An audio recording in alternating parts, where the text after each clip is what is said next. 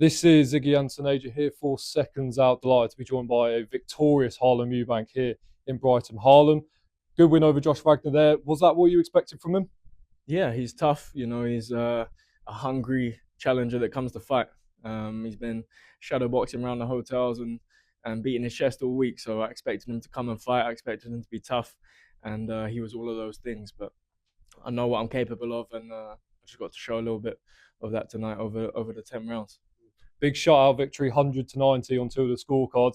Was it even that bit more sweeter? You say how he was acting during the week, that it was as dominant as it was? Definitely, when someone's acting a certain way, it's covering insecurities, it's covering nerves, and he was fighting in my hometown tonight, so it just comes with it with them nerves. The atmosphere here is incredible, and yeah, I knew he was gonna come to fight regardless. So I'm glad that I could take the shutout victory in front of people of Brighton. First fight back in Brighton, obviously, since the Jack Catterall fight. How much did that support of a sold out Brighton Centre spur you on in there? Oh, it's amazing. It's amazing to come back after a fight that ended the way it did last time. Um, Coming back in front of your home crowd with all that support, that energy in the arena, it really makes a difference. So it was a beautiful atmosphere, and I thank my supporters and all the people that came out tonight, because you made it what it was. I mean, obviously, early on in your boxing career, did you imagine that, 3 fights now you've headlined here at the Brighton Centre, the people of Brighton would be coming out for you each and every time and supporting you the way they are? No, it's a surprise. It's amazing to see. I didn't expect any of it, but the people of Brighton have really got behind me and supported me over the last 3 home shows here. It's been amazing. We'd love to keep building here. We'll also take fights in other people's backyards, but it's always special to fight here in Brighton, and we want to keep building here, and eventually, sooner rather than later, fight at the Amex, and take it full circle. Saw Lewis Crocker ringside here tonight. Is that a backyard that you'll be stepping in sometime soon? Hey, Belfast, here we come. Let's Yeah. go. I saw you mention New York earlier this week as one venue you'd love to fight out. Obviously, Eubank in New York makes sense, but you said the winner of Brian Norman Jr. and Devin Haney could also be a possibility.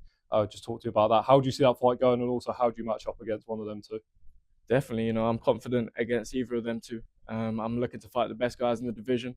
The winner of that fight, I would say, is one of the top dogs in the division. It's an interesting one. I'm going to be watching closely, and it's also a dream of mine to fight at Madison Square Garden. So let's make a huge fight happen there next year.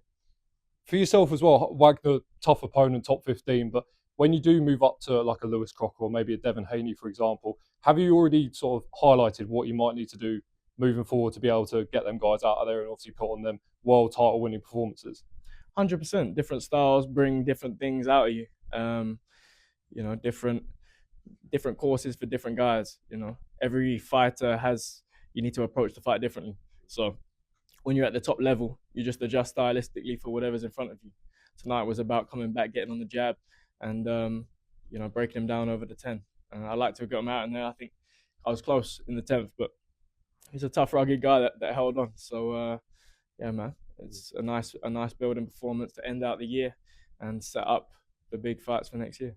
A name I haven't seen mentioned, obviously, Jack Catterall. Your last fight, obviously, wasn't a stylistic matchup or didn't go the way anyone really wanted to. But is that another fight that you'd look to revisit? I mean, is there a sort of a black mark there almost as to how it went? Would you revisit it? You got a good win over Echo Westerman last week. It doesn't feel like a black mark to me. As I say, I felt good in there. They were clear that they and outspoken they didn't want the rematch, and I understood that. We move on to world championship fights. When can we expect to see you out? When are you going to be getting back on colour to get back in the ring? I told him early next year. Let's make the big fights happen. I told him Madison Square Garden, Belfast. Let's get to work. Harlem Eubank, thanks for talking to Seconds Out. Thank you for your time, mate.